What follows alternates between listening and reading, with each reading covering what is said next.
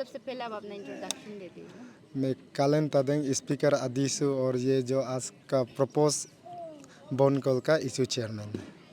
तो सर आज का जो बन कॉल चल रहा है उसका बारे में आप थोड़ा बताइए। ये जो हम लोग आजकल जो बोन कॉल चल रहा है, ये पहले हम लोग अभी से लेके 2-3 महीना से पहले हम लोग 2-3 महीना पहले डीसी सियांग को 3 टाइम रिप्रेजेंटेशन सबमिट किया, जो हम लोग का 4 पॉइंट सटर ऑफ डिमांड को लेके।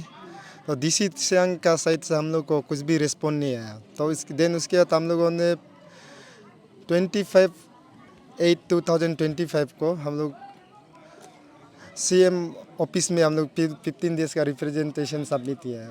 15 डेज़ रिप्रेजेंटेशन सबमिट करने के बाद भी गवर्नमेंट ऑफ अरुणाचल प्रदेश का साइड से हम लोग का उसका इशू को कुछ भी बात करने नहीं आया या फिर कुछ भी उसको टेकअप नहीं किया। देन हम लोग फिर उस दिन 11/9/2025 को हम लोग फिर 7 डेज़ का अल्टीमेटम दिया गवर्नमेंट ऑफ अरुणाचल प्रदेश को, जो हम लोग का 4 पॉइंट सटर ऑफ डिमांड को लेके। तो उसका बाद भी गवर्नमेंट का साइड से मतलब कुछ भी वो इनिशिएशन नहीं ले रहा है। तो मजबूरी में तो हम लोग उसको गवर्नमेंट को हम लोग अपना आवाज़ सुनाने के लिए आज सियांग और अपर सियांग में बंद कॉल करने का नौबत इस पर मतलब गवर्नमेंट का जो स्टेप मदरली बिहेवियर एटीट्यूड था, जो आदि को लेके, specially people of Siang and upper Siang whole as Adi, तो उसको लेके जो हम लोग का जो रिसेंटिमेंट था, जो हम लोग का सेंटीमेंट है, जो हम लोग का आवाज़ को दबा रहा है, उसको नहीं सुनने का वजह से आज हम लोग यहाँ में बंद कॉल में उतर गया।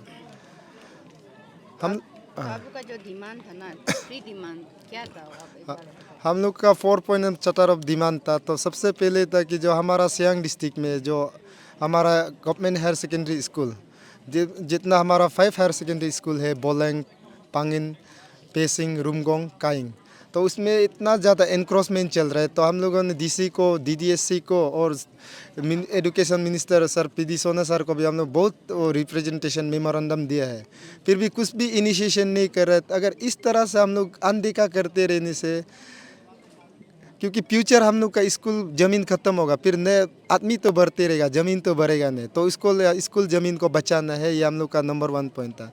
नंबर 2 पॉइंट हम लोग का ये कि जो हम लोग का सिंस फ्रॉम टाइम इमोरल और जो हम लोग का जो आदि में एक हम लोग का केबांग सिस्टम होता है, जो हम लोग का कुछ भी डिस्प्यूट होता है in between place to place, in between clan to clan, even मियाँ बीबी में भी जब कभी कुछ डिस्प्यूट होता है, तो हम लोग उसको डेमोक्रेटिक वे से हम लोग उसको केबांग सिस्टम से सॉल्व करते हैं।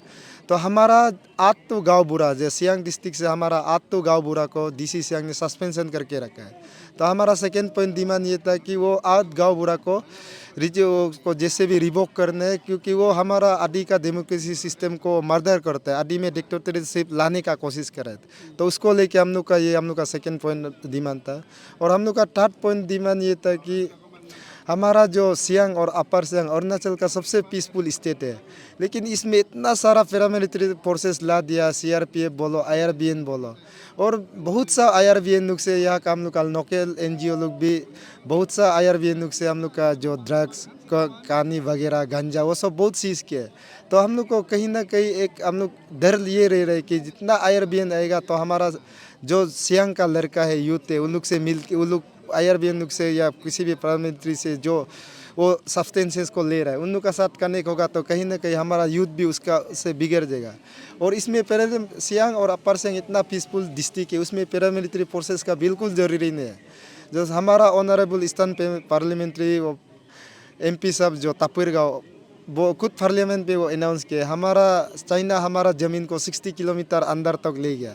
तो उस जगह में गवर्नमेंट ऑफ इंडिया और government of Arunachal paramilitary forces भेजता नहीं, लेकिन यहाँ में सियांग अपर माटी प्रपोज धाम को लेके पब्लिक को डराने के लिए, धमकाने के लिए, तो उन लोग यहाँ ज़बरदस्ती इतना सारा पैरामिलिट्री फोर्सेस डिप्लॉय करके रखा है।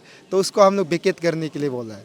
और फिर हम लोग का 4 पॉइंट चार्टर ऑफ डिमांड ये कि अभी तो हर फेसबुक में, हर व्हाट्सएप में साया हुआ है, ये बस्ती एमओयू साइन कर दे, वो बस्ती एमओयू साइन किया, लेकिन एज हम लोग आदिश हो के उसको जब क्लोजली हम लोग जब ऑब्जर्व करता है, तो हम लोग देखते हैं कि जो पीएपआर करता है, जो पीएपआर के लिए एमओयू साइन करता है, वो लोग चुप चुप के जाके गवर्नमेंट का साथ वो लोग साइन करते हैं। बस्ती में कभी मीटिंग नहीं होता है, मुसुब में देरे में मीटिंग बोला के कभी वो लोग पीएपआर के लिए बस्ती में बात नहीं करते।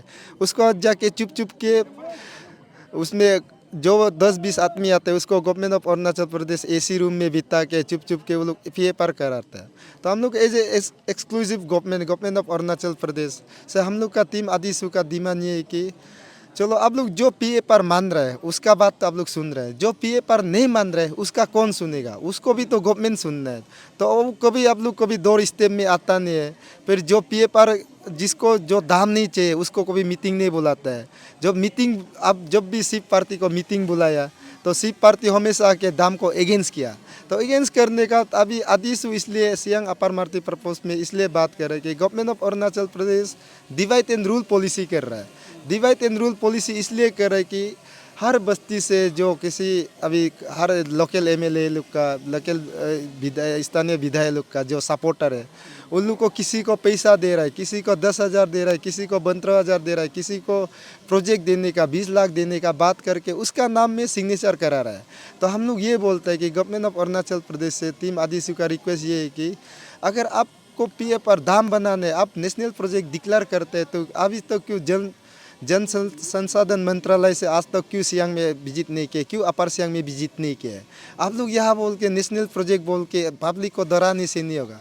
लेकिन गवर्नमेंट ऑफ अरुणाचल प्रदेश का रिप्रेजेंटेटिव आने, CM आने, DCM आने, लोकल MLA आने, मिनिस्टर आने, तो उसका दाम का कौन एंड कौन कभी नहीं बताता है।